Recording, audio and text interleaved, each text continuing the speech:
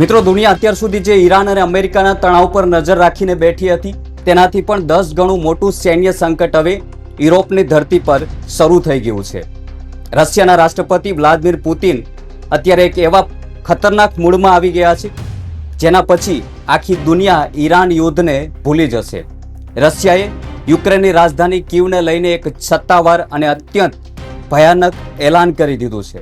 પુતિને સ્પષ્ટ કહી દીધું છે કે હવે મોટી તબાહી થશે, કયામત આવશે અને આકાશમાંથી આગના ગોળા વરસશે. જેમનામાં તાકાત હોય તે પોતાની જાન બચાવીને ભાગી જાય.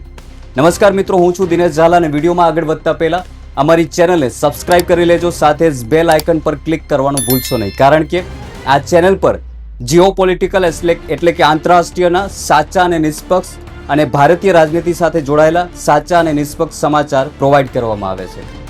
મિત્રો, રશિયા અને યુક્રેનનું યુદ્ધ હવે એક એવા વિનાશક વળાંક પર પહોંચી ગયું છે, જ્યાં યુક્રેનના રાષ્ટ્રપતિ ઝેલેન્સ્કી પોતે હવે રશિયાના સીધા નિશાના પર છે. પુતિન આ વખતે કોઈ પણ સંજોગોમાં માફ કરવાના મૂડમાં નથી જોવા મળી રહ્યા અને ગમે ત્યારે યુક્રેનના રાષ્ટ્રપતિ ભવન પર સીધો મિસાઇલ એટેક થઈ શકે છે. તાજેતરમાં જ યુક્રેનની સેનાએ રશિયાના કબજા હેઠળના સ્ટારોબ્લિસ્ક નામના વિસ્તાર પર આવેલા એક કોલેજ અને સ્ટુડન્ટ હોસ્ટેલની બિલ્ડિંગ પર ભયાનક બોમ્બમારો કર્યો હતો. આ હુમલામાં માહિતી એવી પણ મળી રહી છે કે 20થી વધુ માસૂમ વિદ્યાર્થીઓના કમકમાટી ભર્યા મોત થયા છે. પોતાની જ ધરતીના નિર્દોષ છાત્રોના આ નરસંહારથી પુતિનનો મગજનો પારો ફાટી ગયો છે અને તેમણે આરપારની લડાઈ નક્કી કરી લીધી છે. આ વખતે પુતિને દુનિયાના યુદ્ધ ઇતિહાસમાં બહુ ઓછી જોવા મળતી એક અનોખી રણનીતિ અપનાવી છે. તેમણે યુક્રેન પર હુમલો કરતા પહેલા જ એક સત્તાવાર ડિપ્લોમેટિક વોર્નિંગ એટલે કે રાજદ્વારી ચેતવણી જાહેરાત કરી દીધી છે. રશિયાએ કીવમાં આવેલા તમામ વિદેશી દૂતાવાસો અને ઇન્ટરનેશનલ એનજીઓને આદેશ આપ્યો છે કે તેઓ તાત્કાલિક રાજધાની કીવ છોડીને બહાર ચાલ્યા જાય, કારણ કે આગામી રાત કતલની રાત બની શકે છે.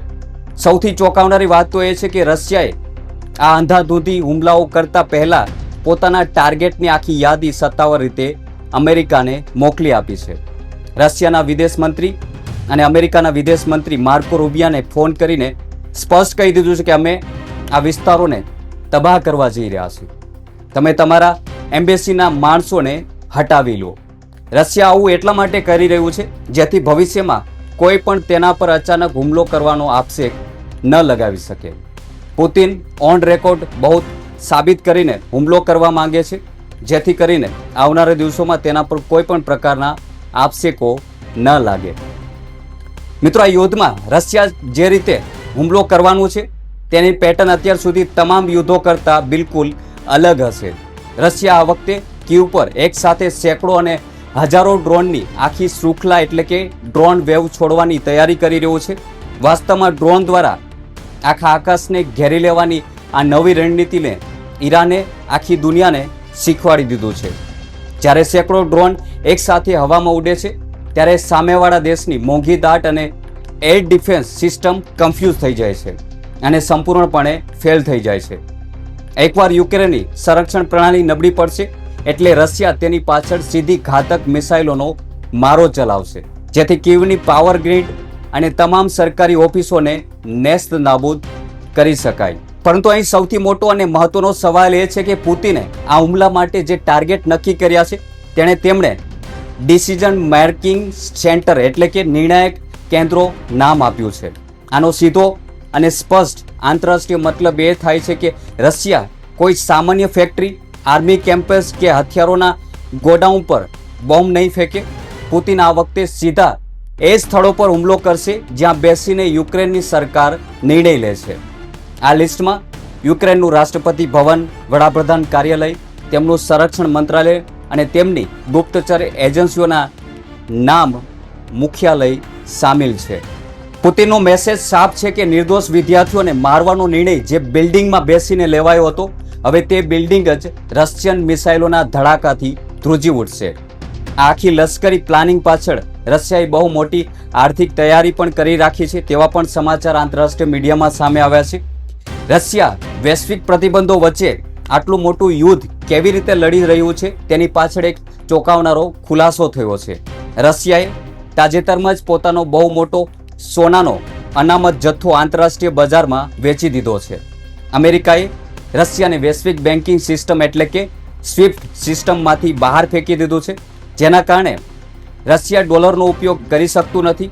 આવામાં પુતિને સોનું વેચીને ચીનનું ચલણ, યુઆન અને કેટલીક આરબ મુદ્રાઓ એકઠી કરી લીધી છે, જેથી તેઓ યુદ્ધ માટે જરૂરી હાઈટેક ચિપ્સ અને હથિયારોના સ્પેર પાર્ટ સફળતાથી ખરીદી શકે છે. એટલું જ નહીં, રશિયા અત્યારે વૈશ્વિક સ્તરે બાર્ટર સિસ્ટમનો પણ ઉપયોગ કરી રહ્યું છે. જેમ જૂના જમાનામાં ગામડાઓમાં પૈસા વગર અનાજના બદલામાં જીવન જરૂરી ચીજવસ્તુઓ ખરીદાતી હતી, બિલકુલ એ જ રીતે રશિયા સામેથી કાચું તેલ અને ગેસ આપીને બીજા દેશો પાસેથી હથિયારો અને મિલિટરી ટેકનોલોજી સીધી મેળવી રહ્યું છે. આખી આર્થિક રણનીતિના કારણે જ અમેરિકાના તમામ પ્રતિબંધો અત્યારે કાગળ પર નકામા સાબિત થયા છે અને રશિયાની આર્થિક નસ તોડવામાં પશ્ચિમી દેશો સંપૂર્ણપણે નિષ્ફળ રહ્યા છે. મિત્રો, રશિયા તરફથી કીવ પર આટલા મોટા હુમલાની સત્તાવાર ચેતવણી આપ્યા બાદ યુક્રેનની અંદર અત્યારે ભારે અંધાધૂંધી અને પાયમાલીનો માહોલ પણ જોવા મળી રહ્યો છે. પરંતુ આ યુદ્ધ વચ્ચે યુક્રેન માટે સૌથી મોટો અને ઘાતક ફટકો અમેરિકા તરફથી પડ્યો છે. અમેરિકામાં નવી સરકાર આવ્યા બાદ યુક્રેનને મળેલી સૈન્ય અને આર્થિક સહાયતામાં આશરે 90% સીધો કાપ મૂકી દેવામાં આવ્યો છે. પશ્ચિમી મીડિયાના અહેવાલો મુજબ અમેરિકા હવે યુક્રેનના આ બિનજરૂરી સૈન્ય સાહસો માટે પોતાના ટેક્સપેયરના પૈસા બરબાદ કરવામાં બિલકુલ રસ ધરાવતું નથી. આ પરિસ્થિતિના કારણે યુક્રેનની સેના અને સરકાર અત્યારે સંપૂર્ણપણે લાચાર થઈ ગઈ છે. અમેરિકાની સત્તાવાર મદદ બંધ થતાં હવે યુક્રેન માત્ર વિદેશી એનજીઓ અને આંતરરાષ્ટ્રીય સંસ્થાઓ તરફથી મળતા ફંડિંગ પર નિર્ભર થઈ ગયું છે. આ એવી સંસ્થાઓ છે જેમાં દુનિયાના મોટા મોટા અબજોપતિઓ પોતાનું અંગત હિત સાધવા માટે પડદા પાછળથી ફંડિંગ પૂરું પાડે છે. યુરોપના કેટલાક નાના દેશો પણ યુક્રેનને મદદ કરવાનો ઢોળ કરી રહ્યા છે, પરંતુ રશિયાની સૈન્ય તાકાત સામે તે મદદ દરિયામાં એક ટીપા બરાબર સાબિત થઈ રહી છે. એક તરફ પૈસાની આટલી મોટી તંગી છે અને બીજી તરફ યુક્રેનના રાષ્ટ્રપતિ ઝેલેન્સ્કી સતત એવા પંગા લઈ રહ્યા છે જેનાથી રશિયા વધુ ઉશ્કેરાઈ રહ્યું છે.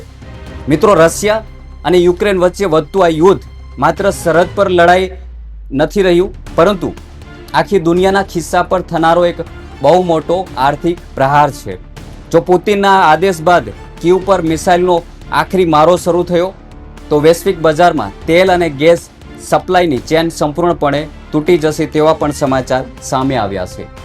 આખી દુનિયામાં કાચું તેલ, પેટ્રોલ, ડીઝલ અને નેચરલ ગેસ એટલા મોંઘા થઈ જશે કે તેની કલ્પના પણ કરવી ખૂબ જ મુશ્કેલ છે.